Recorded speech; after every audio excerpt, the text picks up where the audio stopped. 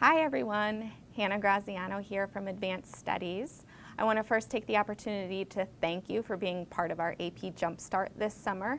It's an exciting opportunity for our kids accessing AP courses for the first time. What I'm going to do today is walk you through some of the potential activities you could be doing with your students, but please know that we expect you to modify them or change them as it fits the needs of your students.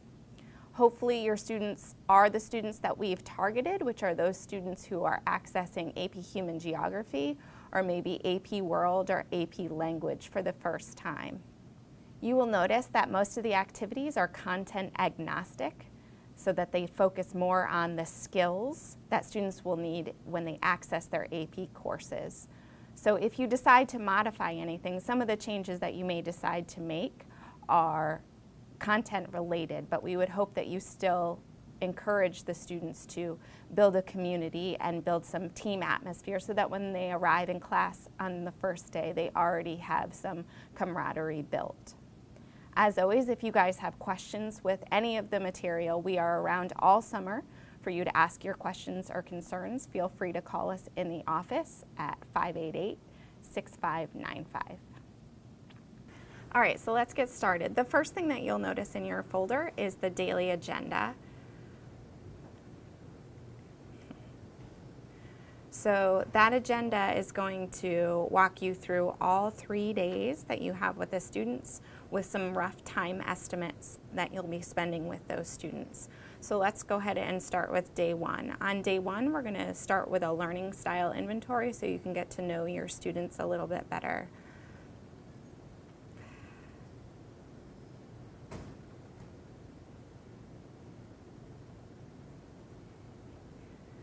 So here is just your standards learning style inventory. We would expect that you could just hand this out, have the students spend a little bit of time just checking yes or no so you can get to know them a little bit better.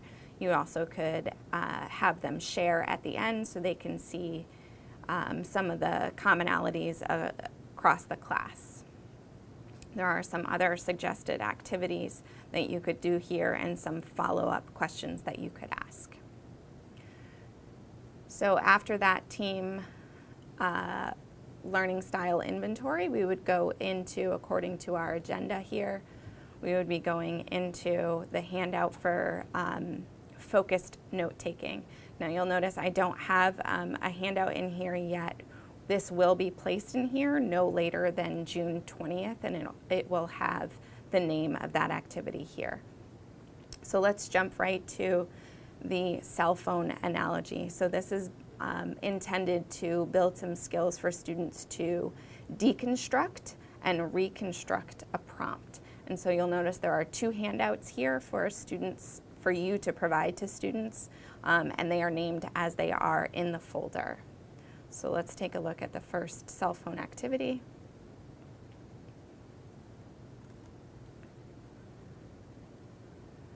So students will be, these are the questions that they'll be asking themselves about their cell phone.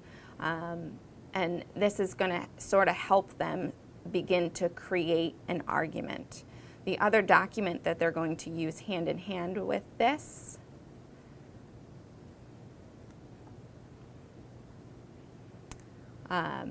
is here.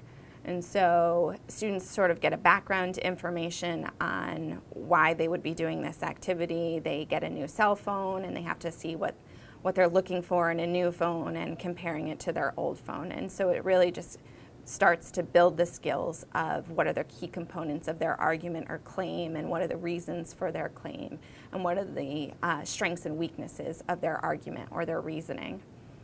And then those same questions based on their argument, so they can begin to rebuild or reconstruct their argument. This will lead them through that whole process. And then there's a series of reflection questions, and depending on time, there is also a potential for them to create this argument in class with a small presentation. So that should get you through most of the morning. The learning style inventory, the focused note-taking activity that I mentioned will be dropped in here in late June, and then the cell phone analogy. We saved the last 30 minutes, as I mentioned before, for some specific site-based items or opportunities for you. Some things as maybe setting up binders if your school uses school-wide binders, or how they should set up their notes, or taking a look at online resources, or doing a scavenger hunt through a particular AP book, or talking about the progressive courses that come after the course that they're currently in. Also, if there is time and students feel they still need support with their summer assignment from their AP course, this would be a good opportunity to provide them assistance with that. So now let's take a look at day 2. We will start with our team builder again at 8 o'clock in an activity called AP Islands. And this is where students are going to break up into small groups, and they're going to sort of role play what it would be like to live on what we called AP Island, or what it's like to have an AP Island life. And so students will, in groups, answer these questions. You will need poster paper for this, because eventually they'll draw the shape of their island, they'll create those figures, but we're trying to get them to think about the kind of culture and mindset that they need to have as they approach their AP course for the first time. And then we jump into some writing skills. And so the first breakout session would be focused on social studies, and that is how to break down an FRQ. So you can see that the handout here is Intro to FRQs.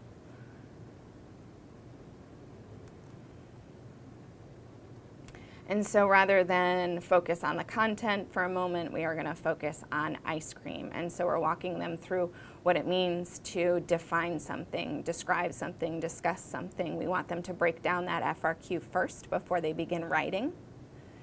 And once you think they have the hang of it, we can move into some sample free response questions from the AP Human Geography course, where they can deconstruct that prompt. And so there is a little graphic organizer for them to help them organize their thoughts as they break down the prompt.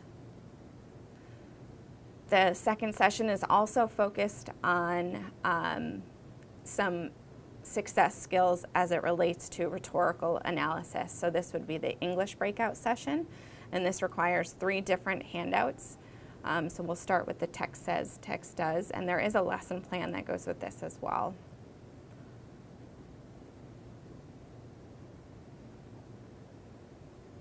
So students will first read through the text says, text does document, and you guys can discuss that as a class. Then they will read the Grapes of Wrath passage that is provided and follow the steps to annotate and analyze, which is the initial handout that you spoke of. And then they're going to follow the format of the passage that they just read to write an analytical paragraph of the Grapes of Wrath. There's also an additional resource here for Soapstone. If you have time or you think that this is a more valuable experience, they can go through the Soapstone process with a passage that's been provided. So I'm just going to let you lay eyes on those documents that I just referred to. The first was the text says, text does, where students are looking at a particular passage. In this case, what does the text say from Martin Luther King's letter from the Birmingham jail? And then what the text does from that same passage. That will pair nicely with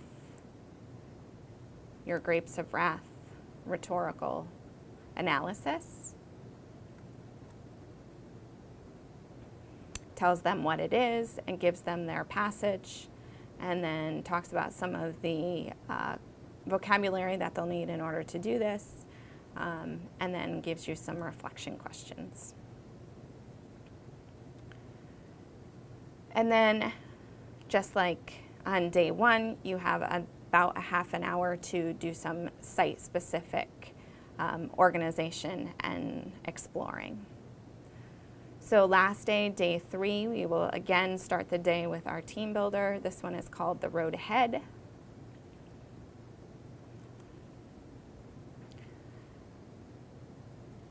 and fairly self-explanatory, but there is some reading here, which is why we chose this passage where they are looking at a short passage from George Moriarty.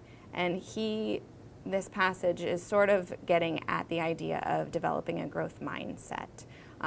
So they would just follow this from start to finish with their team.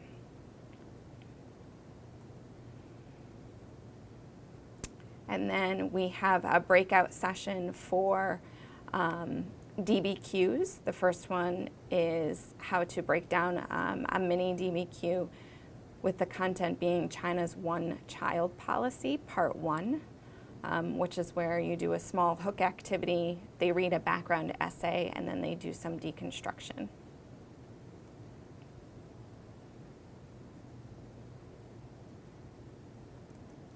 And this is all one single document, so there's a student handout for this, and you notice that this was part 1. So the hook, as I mentioned, is here for you. And then here's their background essay, and then this goes through those essay questions and deconstruction. There is also a teacher version of this, so that you know what questions to ask.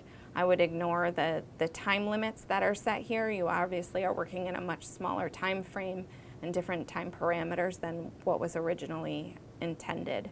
So you're going to be able to just get through what you can get through. So I would print out the teacher manual for what to do with the hook and what to do with the background essay and how they go through and highlight and annotate that essay.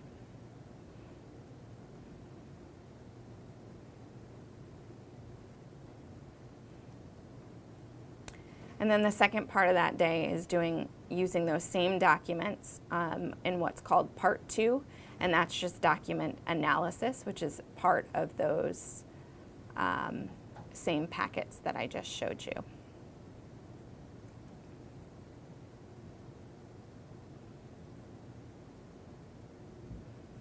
And this is where they actually deconstruct and then review document A only.